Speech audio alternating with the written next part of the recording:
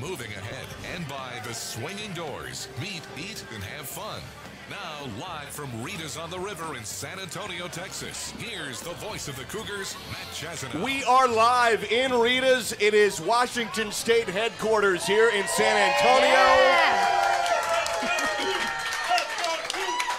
The place is packed. The place is shoulder to shoulder. Hey, we've got Hussein Abdullah here, all-time Coug great NFLer. Hussein is here. Everybody's part of the Jerry Kylo fan club. We're in San Antonio next to a river. We're always locked and dialed in. Alex Brink, Jess McIntyre, and yours truly. And we have ourselves a 10-2 Cougar regular season. AB, what a year it's been. 10 wins, Gardner Minshew, the stash, the whole deal. Unbelievable year. I mean, Washington State players, coaches, fans could not have asked for a better year than what they've had. Sitting here, San Antonio, Alamo Bowl, chance for 11 wins, first time in school history. It's been a storybook year led by a storybook quarterback and a head coach, Pac-12 Coach of the Year. Jess, we have ourselves 70 degrees on the Riverwalk. The garage door is up. For those listening, the Christmas lights are on the ceiling, and Rita's has some beverages. This is a wonderful pinnacle to end the season on, isn't it? It certainly is, and I've always heard great things about the Alamo Bowl, that it's a wonderful place, and I've never been to San Antonio, get to experience the Riverwalk for the first time, and all I've heard from anyone that I've run into, coaches, Washington State alums who are here, is that the team has been taken care of in an immense fashion. And I mean, this is the fourth bowl that I will have traveled with for the Cougs, and seeing the way that the administration, the way the importance they put upon it for everyone here to have a good time, it sounds like the team has something to do every single day, truly getting a bowl experience out of it. Yeah, we've got ourselves, so we're jam-packed. We have Hussein Abdullah. We'll have him on in just a moment. Derek Fox is the president and CEO of the Alamo Bowl. He'll be here. If we're lucky, we will get Super Dave here. He's busy with team activities, and by that I mean he's watching a movie with the team, because that's how he rolls. It counts. So that counts. Well, it is tradition. It's I mean, they have to do it. Don't mess with it. You don't mess with it. Don't mess with it. Yeah. We'll have to ask him if he gets here what movie he saw. It's a huge part of the equation here. Huge part of the deal. Ideally, it's the best Christmas movie of all time, Die Hard or Lethal Weapon. We can talk about that later, too. That's super important. All right, we've got Hussein Abdullah. We'll bring him on, put a headset on him. Huge round of applause for Hussein. We'll take a break. We'll come back. We're live at Rita's. It's jam-packed here on the Washington State IMG Sports Network. The barn.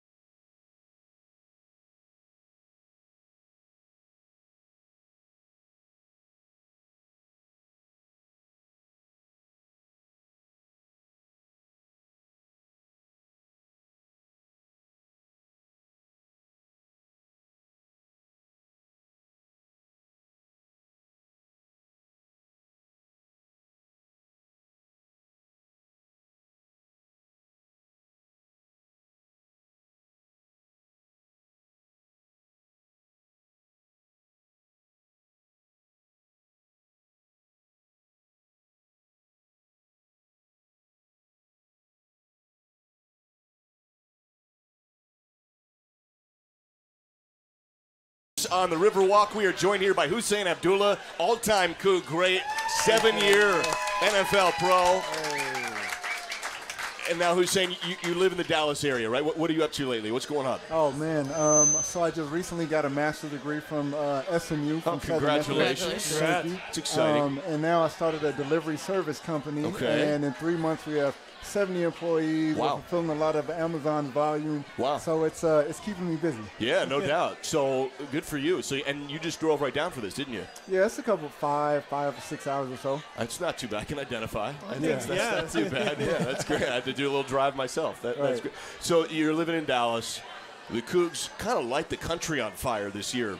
Minshew, Heisman, right up to the, votes for first place. And Absolutely. What was it like in Dallas being a Coug and observing and being a proud Coug, getting a sense of what was going on this year with 10 wins? It's amazing. I mean, for me, I wear Coug stuff wherever I go. So I work downtown. I have a hat on, and then the guy says, "Hey, go Cougs!" The elevator is closing. So Coug pride is it just sticks with you no matter where you're at. I wanted to ask a little bit about your season, kind of watching this from afar. We talked about that you had a very strong tenure of coaches when during your season, you and Alex were there at WSU at the same time, that you had consistency, and this team did not. Huge turnover, and I just think it's so impressive with what they've done despite that. Can you just tell me from a player's point of view how impressive that is? I mean, I think for Mike Leach to be able to steady the ship, right? You have all the ups and downs and lefts and rights, but just continue to keep moving forward and to keep going towards your goal and succeeding. It's seriously amazing, especially in the climate now in college football. It's awesome to watch. I'm actually kind of jealous a little bit that I didn't get it, but it's pretty cool, though. Well, and right, so Hussein and I, right, for those that don't know, we were together for 5 years at Washington State. We were senior captains together. It's special to my heart that you're here right now. It's pretty cool. Appreciate you. But I think about, our time at Washington State, right, and as a player, you're trying to build something special, okay? And we didn't quite reach that point. But as you look at where these young men have taken this program, this senior class is the winningest senior class in Washington State football history, right? Absolutely. Right? So, Absolutely. talk about that. What does that mean as a player? What does it mean to build something like that? I think that's such an important piece. It's for these guys, like for us, the winningest class at that time was Eric Coleman, Jason David. Exactly. It was those guys, and for us to see them, learn from them, it meant everything to us. And every time we was out there, it was like a rallying cry to continue what they did. And although, like we said, we fell short of our goal, everybody who's getting recruited is getting recruited on the backs of these seniors. So these guys will be remembered forever in Coug history. So it's just amazing to watch. You were 5 years, half a decade with this guy. How many times did you hit him? How many times did you get to light Alex Brink up in practice? Did they ever let you touch him? So Brink had on a yellow jersey, right? And I couldn't get this close. If I get this close, I'm gonna be in trouble. I'm in a doghouse. So we just come and say, okay, sack. We got him. All right. So did you ever house one? You ever pick 6 AB in practice? I think that happened. I'm pretty sure that happened. There were some times where I got Brink, and then there were some times where Brink got me. So Hussein got he played in the NFL for what, 6, 7, 8 years? Yeah. I mean, this got a reputation. There's safeties. There's the hard-hitting safeties. Then there's the ball hawk safeties. Hussein's the ball hawk safety. He goes and gets that thing. What is it, steel sharpens steel? Is that Yeah. what they say? There you go. There you go. Something like that. I remember you had the 3-4 weeks in a row you had to pick 6 for the Chiefs. I kept every time we turn on SportsCenter, it's Hussein housing one in the end zone. What was that like? For about a month there, you were kind of the talk of the NFL as a DB. It was fun. I think in Kansas City they just had a fun system. They blitz a lot. Almost everything is man coverage. There are times where I'd start off lining up deep, then I'd be in the box, then I'd be out like a corner, then I'd be blitzing off the edge. So it really was just like being a kid, just playing street ball, just having fun. Were you in the same? Was you in the Dante Hall teams with the Kansas City Chiefs where he was returning all his punts for touchdowns? No. That was before. We're not that old. Right. Dante Hall. Oh, I love it. love it. You know, we were talking about, you said, the recruits that are coming in are on the backs of these seniors, but I think for the visibility of the NFL, that's kind of built on your back. But, Washington State, you should come here. You see way more and more scouts at every single game and who come to Pullman, not just to USC and not just to Stanford when the Cougs are playing them. What do you think that, guys like herself and guys who are making it now in the NFL does for the program on a national level, for recruiting and also just the pride of the program? I mean, it's to be able to say our players not only come to college, have the greatest time in the world at college, finish with a degree, but then they also continue their football career. Everybody wants to reach the pinnacle of playing in the NFL. And if we can show it, we can prove it. And then to say, not only do our guys go, they're successful there. There's other, schools, they have a bunch of top round picks, and then they all flop. But Wazoo, when we get in, we stay in. So to be able to go and sit in someone's living room and say that, I mean, recruits will start coming. I got to talk about quarterbacks. All right, so and I know it's the other side of the ball. Right. But you've seen a few Cougar games. Yep. You followed it along the way. What do you think about Gardner Minshew this year, from your perspective, outside looking in? I mean, it's just like I want to meet him. I just want to meet him. His personality, his moxie, just watching him in the pocket, some of the plays that he makes, kind of improvising on the fly. And I haven't got to watch every game. I'm in Dallas, so they come on like 9:30 at night if I get them. But the games that I've watched, man, I've just been very impressed with who he is, and it's just like I just want to have a conversation with him. Right. He's a captivating, kind of magnetic. What's it take to be a pro? What's it take to be a long-time NFL pro? Oh, man. In order to be a pro, I mean, you have to be a pro in every single thing, right? You got to be a pro in what you eat. You got to be a pro in how you sleep, how you watch film, how you practice, how you take care of your body, where you spend your free time, what you engage in, what you don't engage in, what are you feeding your mind, what you're not feeding your mind. There's so many different things that it takes to be a professional in the NFL and to survive that daily grind. Get a sense that these Cougs, there's more to come, more pros to come from this team with all the success and next level and how it translates? Oh, absolutely. For me, I'm a safety, right? So I love Jalen Thompson. Yeah, what do you think about it? And what do you think about Jalen? I like him a lot, and I'm quick to hit him up on Instagram and say, hey, man, you better do this. Like, I really want to see him succeed because we had a string of DBs going to the NFL when I first came in. And I wanted to continue that. And I didn't get drafted. I was undrafted, but I was able to continue. And we kind of fell off a little bit, but then Dayon brought us back to life. And I really see Jalen as someone who can do big things in the NFL.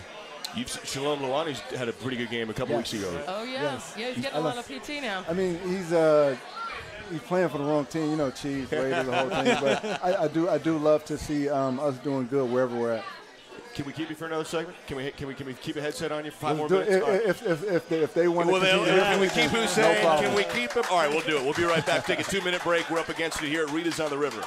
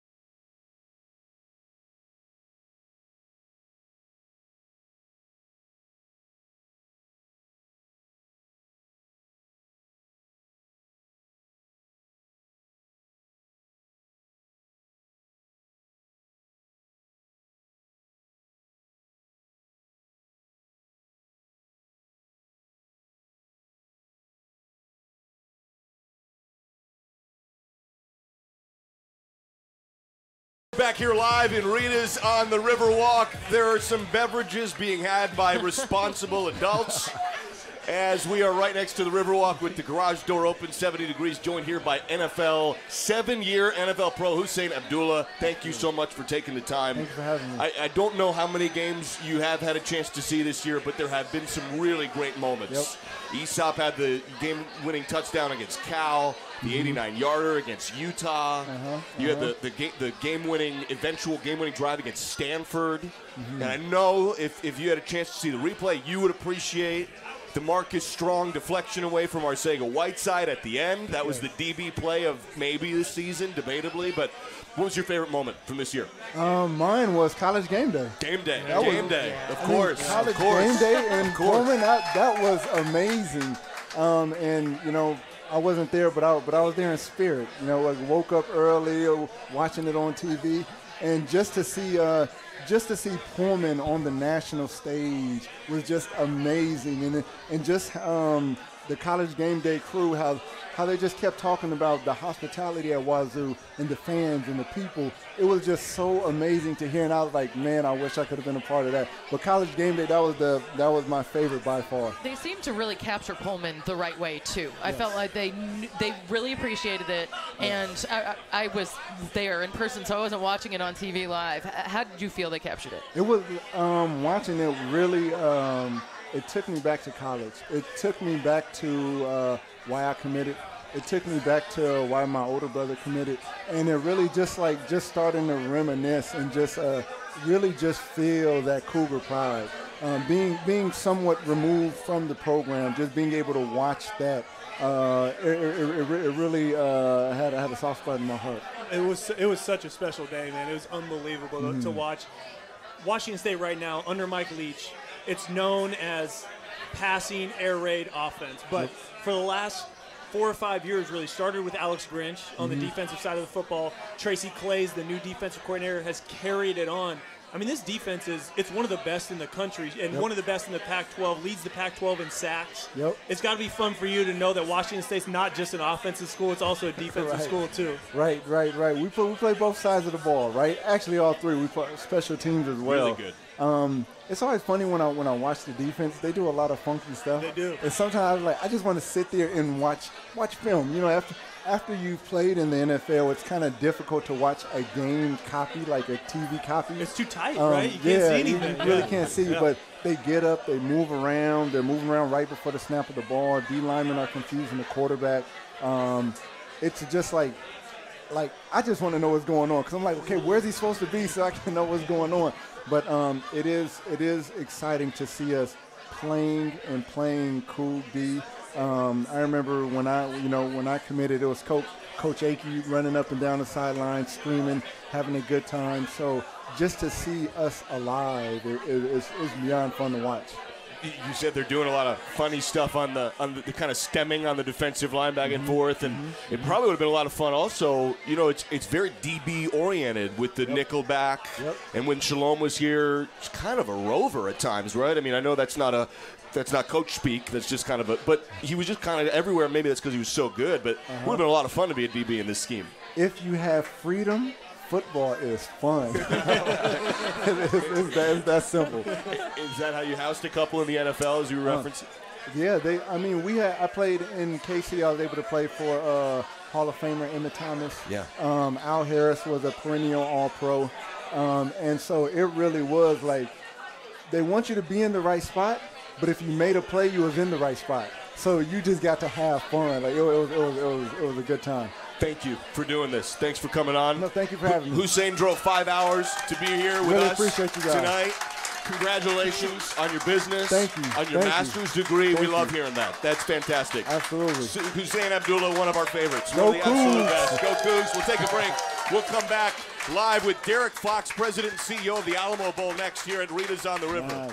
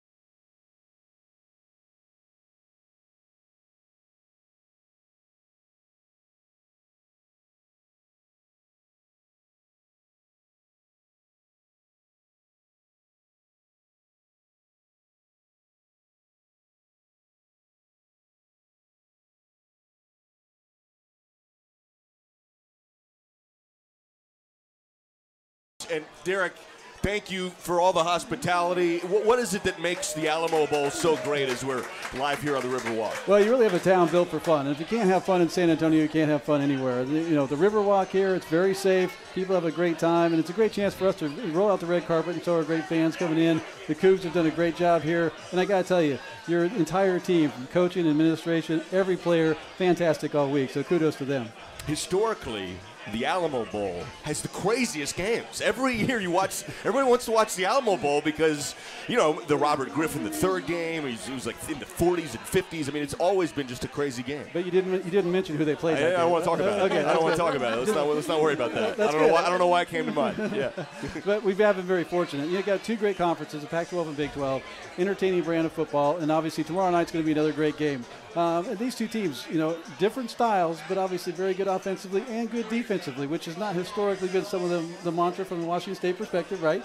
But obviously they've done a great job this year. I expect another highly entertaining game tomorrow. And if we want to go to overtime, that's fine too. Yeah, that'd be fine. Yeah. We've heard nothing but really great things coming from everyone when it comes to the team, when it comes to the fans. This is my first time coming down to the Alamo Bowl. Well, welcome. Just thank you very much. Like I said off air, you've made everyone feel that way.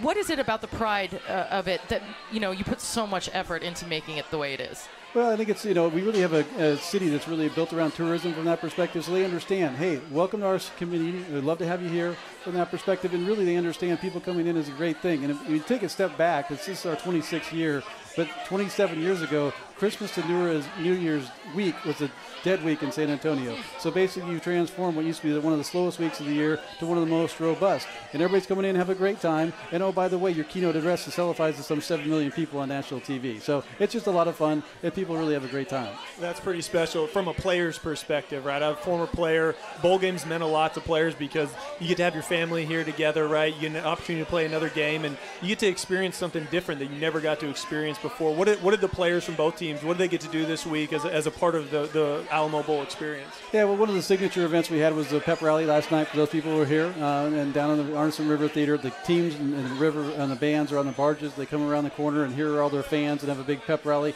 on the river itself. Lots of different activities, whether it's Coach Leach leading the Alamo Tours himself from that perspective, or the fans going on their own. So, wait, did Coach Leach lead the tour? Did he take it over? I think he did his own, right? I love it. He's a historian. Oh, yeah, he is. He's got a little Texas connection here, too. Oh, sure. He might write a book about the Alamo next, to be honest. Absolutely. Yeah, we try to make things unique and different from that perspective. So when you come to bowl games like you talk about, it's try to a unique experience. Unfortunately, only one team wins, so one set of fans will be more happy than the other.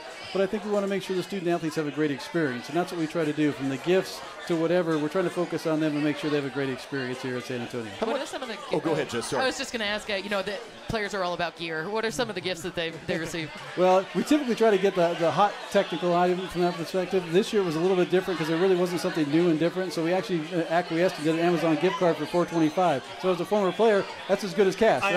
I saw that, and I thought it was a great gift, right? Because the players, sometimes you get a cool technical item, whatever it is. But if you don't get something cool, it's kind of like, oh, man. But you get a gift card, you can get whatever you want. So, yeah, and we do the watch, which is a little bit commemorative, and we do the mini half-and-half helmets, which are really cool. So one side Washington State, one side Iowa State, and then we'll do a team photo. So there's some collection stuff that they'll keep for long-term items, but they have the gift card that they can use for Christmas or whatever they want, and I think it's really gone over well. We kind of felt bad. It was like, we're kind of acquiescing to a gift card, but when you talk to the kids, they're like, thumbs up, so we're doing our job. Yeah, I saw a couple different publications who had you ranked number one as just player packages and everything. So good job. And like the players and the teams, the bowls are very competitive, so we like those high rankings too. How much has the bowl process changed and evolved? I mean, the Alamo Bowl's been around a long time. It's changed dramatically. I mean, when we started 26 years ago from that perspective, or 2016, we were really 18 out of 18. So the new kid on the block, New Year's Eve, see if you can survive, right, from that perspective, and we did. And the community's really embraced it from that perspective. And now we're really the first team outside the CFP. So first pick of the Big 12, first pick of the Pac-12, $8.5 million payout from that perspective. And then we try to give back into the community as well. So outside the biggest benefactor of the teams, obviously the economic impact is huge from our community standpoint with all these great fans coming to our city. We also do another scholarship program that's about $1 million again this year. It'll go to kids here in San Antonio to go wherever they want. It's a feel-good thing, and it's kind of it's sort of like talking about academic integrity with football. Sometimes it's not as fun as touchdowns, but there is a legitimate charitable element to bowl games in cities across the country. That's a huge part of it. Yeah, absolutely. And that was one of the things we want to make sure that we gave back to the local community too, because one of the gives was, hey, the money's going back out of the community to the teams. Yeah, we get it. But by having the scholarship program, it's really twofold. We have 75 kids that you'll see tomorrow be recognized on the field. They'll get a $7,500 scholarship to go wherever they want. Plus, they get on the field. They get tickets to the game. And then we do a college program in the fall. So basically, there'll be the 6 local universities here participate with some student athletes, typically kids that have kind of used up their eligibility. So rather than getting into college, it's kind of getting across the finish line to get out of college and then hopefully come back and be involved in our community here in San Antonio. I don't think I've seen a lot of places as fun.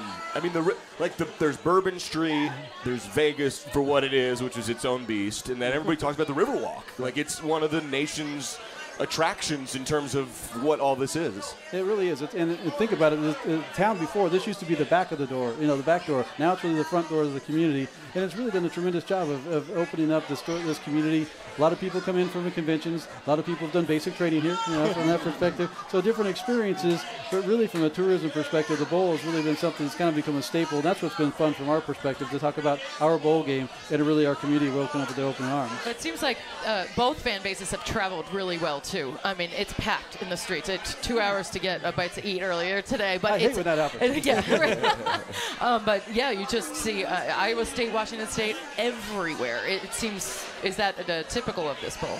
Well, we've had a good travel perspective from that going on for a number of years, but obviously this year really both teams moved their allotment, or virtually all their allotment, and then possibly a little bit more, so that's great.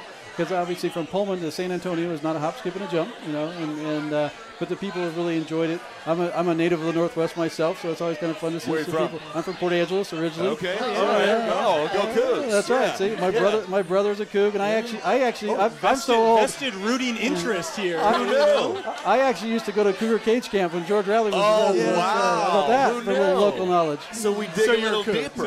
He's a Coug. The president of the Alamo Bowl is a Coug. Honorary. Who knew? He'll tweet that out now. Yeah, 100%. Oh, we know you need to toe a certain party line, but we know what's going on. I did go to Duke, but other than that. Oh, by the way, congratulations, Steve Spurrier Jr.'s.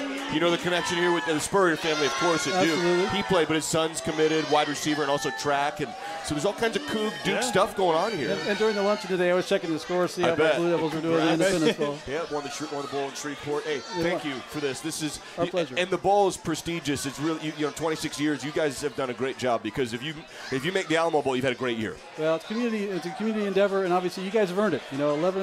almost 11 games, right? Right, almost, maybe. Well, you win tomorrow night, you get 11 wins. That's the first time ever, so that's a huge season, right? Correct. And we know that if it's where your heart goes, it's 11. We get it. We get it. You're a Coug. You're from Port Angeles. Thank you. Derek Fox, President and CEO of the Alamo Bowl. Thank you. Take a break. Come back here live at Rita's.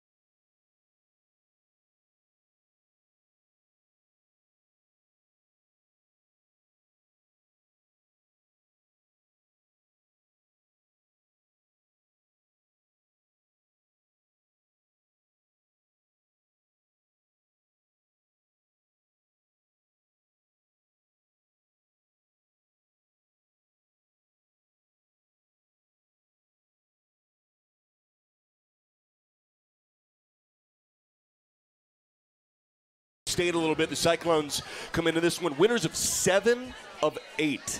They started the year 1-3. They're 8-4. They've won 7 of their last 8 games. Hot team. Yeah, it certainly is, and that was one of the things that worried me coming in because momentum is a thing. I know people don't like to consider it, and everybody wants to get into X's and O's. Well, we saw with the Cougs this year that the emotion of the sport can really propel you in one direction or the other. Now, that's not to say that just because the Cougs are coming off of a loss, I'm worried about them. It's more how hot Iowa State is. Yeah, Iowa State started slow, right? And then after a quarterback change, got hot, went 5-0, lost to Texas in a tough one, which knocked them out of the Big 12 title game opportunity. But this team is playing some really, really good football. They have playmakers on both sides of the football, a veteran defense, guys that when they're looking from a Washington State perspective, we're looking at 11 wins, trying to make school history. Iowa State's trying to make school history. 9 wins, first time they would have done that in, I think, 10 years or over 10 years. I mean, a pretty incredible deal for them as well. So this team's as motivated as Washington State is. Yeah, if they win, it'll be the most wins they've ever had in 2 years.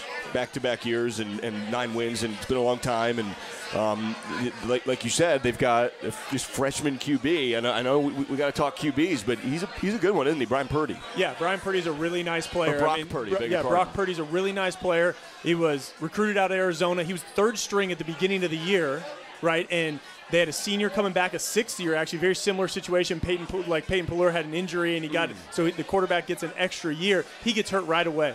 Then the backup plays, doesn't play great, and that's when they were kind of on that slide. And they go to Purdy, and as a true freshman, they love his experience as far as his ability to handle the playbook as a young guy. They love his moxie, and they love his ability to make off-schedule plays. He's a little bit like Gardner Minshew in his ability to run with the football, make plays, second reaction plays, and make throws on the run. How can the Cougs take advantage of his youth? I know that obviously he's exceeding for his age right now, but he's still inexperienced when it comes to, he's got half a season under his belt. Very true, and you saw that inexperience pop up in that Texas game where they had a loss. He took 7 sacks in that game, and Texas was able to get after him by sending blitzes from different spots. They moved a lot of movement, moved around, very similar to what Washington State does on defense. And so I really expect the Cougs, who led the Pac-12 in sacks, to utilize, again, different looks, guys coming from different spots to get pressure on Purdy, and I think that will create problems for a young freshman. They play a lot of air raid teams that are direct Mike Leach disciples, the Mike Leach disciples. The Big 12 is the Mike Leach League. It's unbelievable. Holgerson, Lincoln Riley, Cliff Kingsbury, and they beat him. They beat him this year, and they seem to keep it really tight, and they've got this great running back, David Montgomery. They know what's coming here. This is not surprising them one bit. Not at all. I mean, they're 3-1 against air raid teams this year. The one team that beat them was Oklahoma, and they held Oklahoma below their season average in points per game. So they know how to, 1, defend the air raid, but 2, you made the point about David Montgomery, the running back who's gone back-to-back 1,000-yard seasons. They're talking about him leaving early to go to the NFL. He's only a junior right now, and what they do on offense is they control the game. They're going to slow this game down on Washington State. Think how the Cal Bears played Washington State. Think about how UW played Washington State, right? They're going to try to slow this game down so that we cannot throw the ball all over the yard, get a lot of possessions, and score a lot of points. All right, help me out with something. I'm going to do some pretty basic math, but I want the football analysis on this, okay? Radio math, folks. David Montgomery averages 100 yards a game. Okay, he's at 99 yards a game. Iowa State averages 120 rushing yards a game. They're last in the league in rushing with a 1,000-yard rusher who missed a game. So they just feed one guy? How does this work?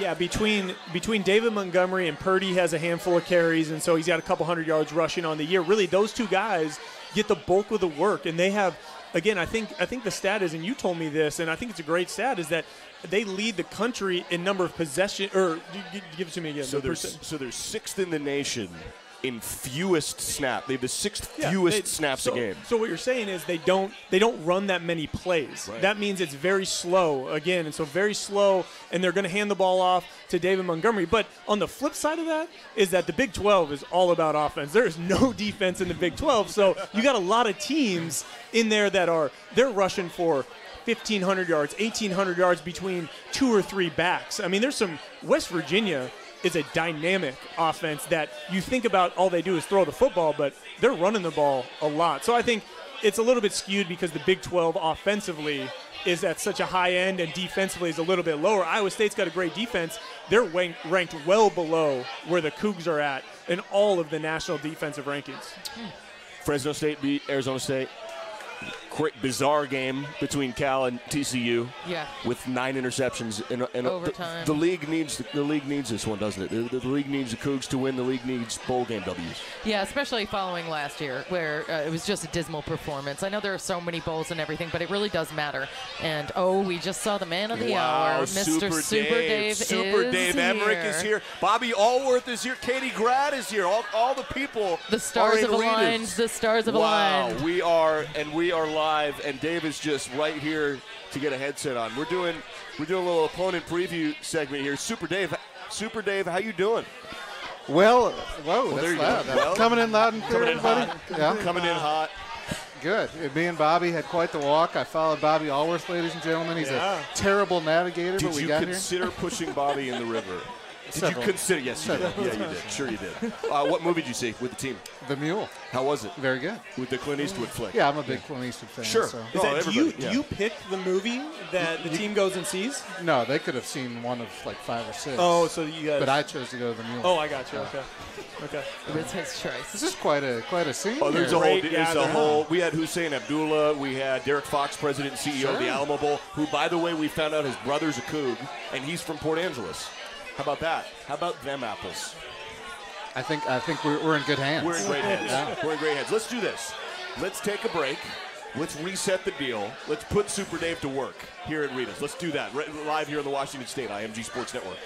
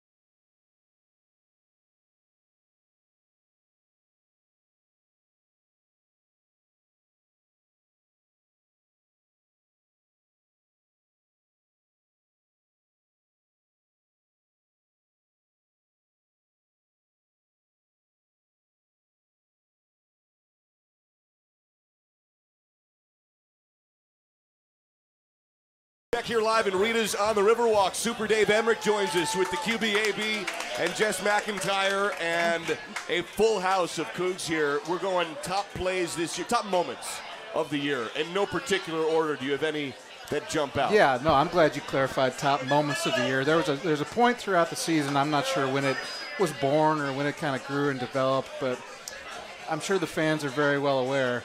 At one point, Matt Jasnow grew a mustache. And that was the highlight of my year. Now, there were some great moments. The fans rushing the field against Oregon, come from behind win at Stanford, beating Utah, beating Cal. Yeah. It was a great year. It was a fun year, but it all pales in comparison to your mustache. Well, somehow I didn't see that coming in this segment. And you really set me up for it, I too. didn't even think about it. Yeah. And that was a journey emotionally. That was a huge deal. Well, I mean, with great mustaches come great responsibility. He wouldn't shave it at your command. Oh, he yeah. was really true to that. I promise. I said it. Super Dave said, don't touch it. I'm not touching it. And I don't know if all the fans know this, but at one point in time, Alex Brink was involved in this, and he bailed pretty quick. That's true. Yeah, we were in That's and out. I tested the water. I dipped a toe in. Yeah. I couldn't go full Gardner. I just couldn't do it. Yeah. It just wasn't quite. I wasn't quite there. But speaking of Gardner, my top moment. Yep. Because I'm a quarterback, so Right. that's my thing. Gardner Minshew, start to finish, Heisman run, should have been in New York, by the way, and everything he did this year. I mean, just real quick, wrap from start to finish, Gardner Minshew, what he meant to this team. Well, you never could have saw it coming, just as far as the team, really rallying around him, and just a great person, great in the locker room. That was the best thing he did. Originally he came in and he won the team over. He didn't try to be anybody except himself. He didn't try to come in here and say, I'm the starting quarterback, you guys do what I say. He came in here and competed, earned their trust in the locker room, and really took off from there. And like Chaz knows, when you build a mustache, greatness surrounds you. So it's been a fun story, and it's been a fun season. And that's the thing about this trip this weekend is everyone's really with a goal in mind to set a school record 11th win. There's a lot of urgency, a lot of importance to our guys, especially our seniors, for that. I was going to ask you about that. It just, I've heard a lot of things about there being a lot of focus for this bowl game. There's easily a lot of distractions around because it's fun, it's a great experience, it's over the holidays that you guys are down here, but it seems like Coach Leach and the team is extremely focused on this game. Yeah, and that's the thing. He wants them to have fun, enjoy the bowl trip, don't take anything away from that, but when it's football time, focus on football. And, early in the week, especially the curfew was a little later, guys can go out, have a good time. But as we got later in the week, to really get dialed in, and I think our guys are. I think my favorite number is 11 sacks all year in 300 or 650 dropbacks, roughly. That's incredible. Mason Miller, Dillard, Lucas, Watson, Ryan, Malangoa, the 5 O-linemen, and Coach Miller. It's incredible. Yeah, it's almost a statistical impossibility. Right. Just, Gardner's had a huge role in that too. Sure. Just Gardner knows the offense so well. Just from being here a short time, it's very impressive. He's elusive, he's mobile, he can get out of stuff, and he gets rid of the ball fast. So the offensive line obviously played really well, and we'll have to play really well tomorrow to win the game. Iowa State's a physical defense. Iowa State is familiar with our offense. They've played Oklahoma, they've played Texas Tech, they played TCU. They know what to expect, but I feel like our offensive line will hold up and play well. One of my favorite moments was being right there in front of Max Borghi's family section for the first game of the season at Wyoming, because he had about 40 to 60 people right there, and when he scored, it was right in front of that section. So it was just the first touchdown, and I guess because it extrapolated into a fantastic season, there was good word. I don't let them bring me down all the time. Yeah. So I was, there was so much hype, coming in, his commitment, starting from there, and then this kid coming in and playing as a true freshman. You see some youth. You mentioned Abe Lucas too on the line. What a phenomenal a tackle he's been. Just the youth and the young guys, specifically Borghi, what has that meant to this team? Well, a lot of times you recruit kids and you expect them to contribute 2, 3, 4 years down the road, and you never know who's really going to be an instant contributor and who's not. When Max came in at mid-year, you had a pretty good idea after seeing him what he could do. Physical kid, runs hard. Football's so important to him. His future is so bright here. And he had 50 people at the Wyoming game. He had 200 people at the Colorado game. That was fun to see. A guy like Abe Lucas, a redshirt freshman, that guy looks like a grown man. So his future is incredibly bright. But in general, if you look across our roster, it's a pretty young roster. There's obviously some key seniors we need to replace, but there's not a ton of them, and a lot of quality players coming back for us. This team's resiliency, I think, was it was a calling card for this group. You had 3 fourth-quarter comeback wins, right? And you mentioned a couple of them, Utah, Stanford. there's some of those games along the way. You don't get to a 10-win season without battling through the season, some adversity in the season of, a third quarter, a bad third quarter, a come-from-behind win. Talk about the resiliency of this team during the year. Well, yeah, like a game as ugly as the Cal game. Yeah. I mean, you got to win that game to win 10 games. I mean, you go through, some games go a little better than others, but in the end, if you can pull them out, that's what really matters. And, I think just starting even before the season with all the coaching changes, the roster turnover, with the tragedy around the program, there was so much uncertainty going into this year. And then for me personally, and I know Coach Leach, our coaches feel the same way, it's been just an incredibly rewarding experience. I think it's really uplifted the university, uplifted our team, the students. It's been a really, really neat ride. Where do you think that turned? Because the mental fortitude that this team has had, for lack of a better word, is just nothing short of impressive. You talked about resiliency and everything, but where did you see the change? I think everyone was going into Wyoming knowing that would be a tough on the road in an environment that we're not really used to. But I think, probably that Utah game in the fourth quarter, we couldn't do anything on offense the second half. Being able to pull that game out against a really, really tough Utah team, I think the guys started to believe in themselves, and it could be a special year.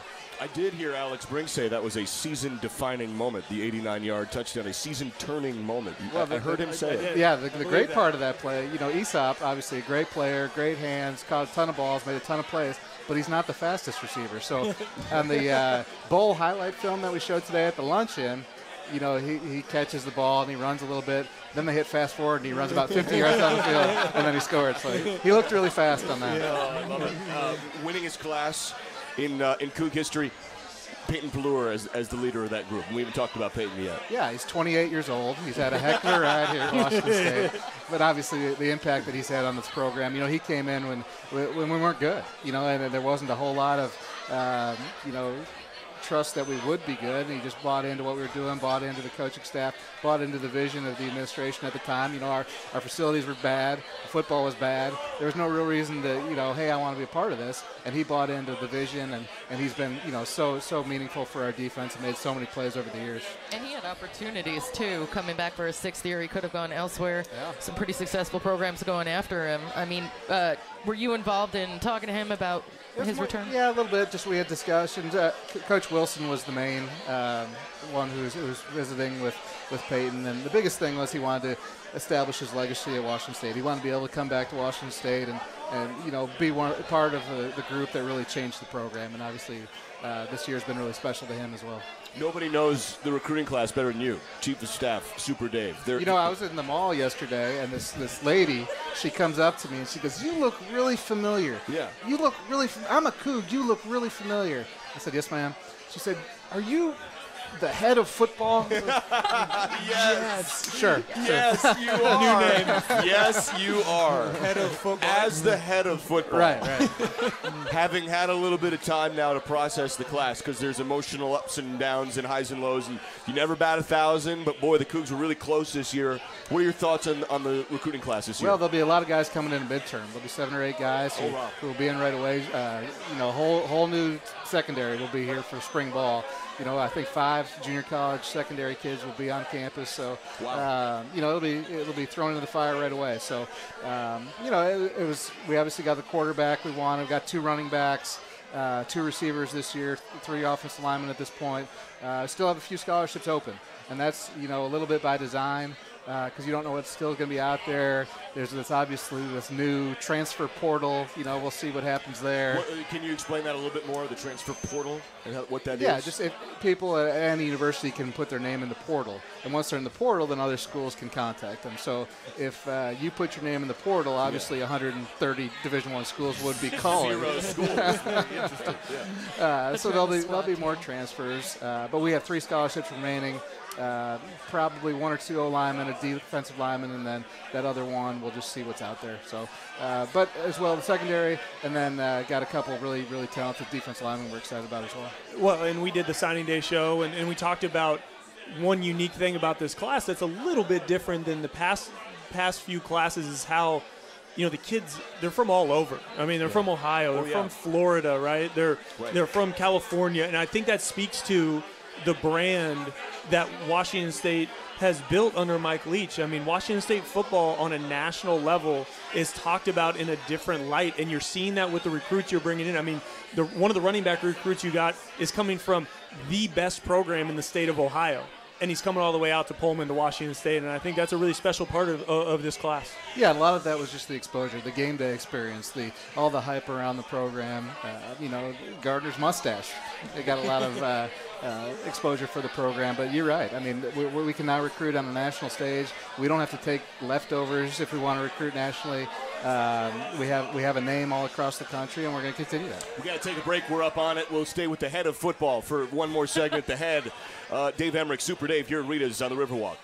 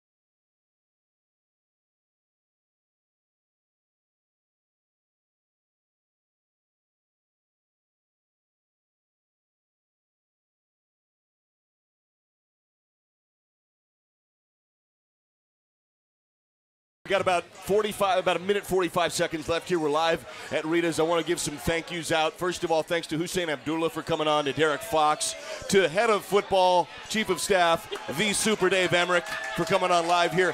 Jared Prengruber's in the corner there, and he's quiet, and he likes to stay in the shadows. We like to put some lights on Jared sometimes. This guy, our best man, Jerry Kylo, we can't do anything without him.